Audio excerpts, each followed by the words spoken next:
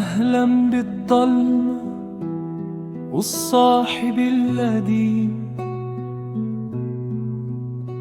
ليا معك كم كلمة عن الواقع الأليم. شي قالي في منامي ساب أثر في أحلامي، زرع في راسي أفكار بترن في راسي ليل نهار. أفكار قد وراحت من غير صوت، وسابت أثرها، سابت سكوت، سابت صمت له رنين يشبه رنين سكوت الموت. ماشي لوحدي في كوابيس مزعجة، في شوارع طويلة ضيقة ومتحرجة، والحلم واخدني لمكان بعيد، مش عارف لفين بالتحديد. نمحت على ضوء الأناديل، ناس كتير عدد مش قليل، ناس بتتكلم بس مفيش بينهم حوار، ناس بتسمع بس بينهم وبين معنى الكلام جدار،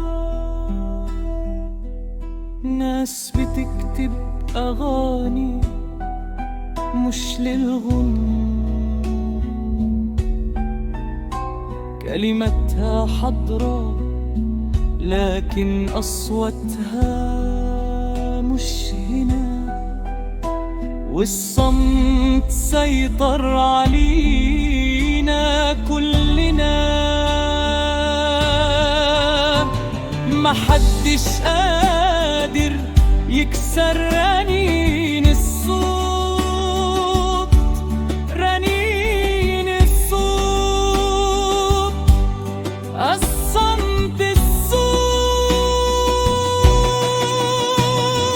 كل واحد فيهم مش دريان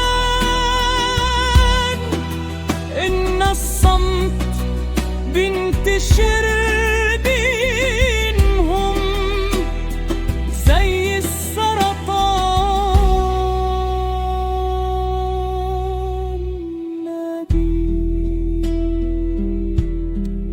يمكن ندايا ينقذهم، لكن ماشيين كلهم وسدين ودانهم. ندايا بينزل في صمت في بير غويط، ينزل كأنه نقطة في بحر محيط، والصمت زي الموت محيط. كل واحد منهم صنع لنفسه جواه إله، إله على مزاجه هواه، ونسي ربه ونسي وصاياه، ومستمر في سماع نفس الصوت، رنين صوت بيتردد جواه، هو رنين صوت الصمت، صمت يشبه الموت، صوت صوت رنين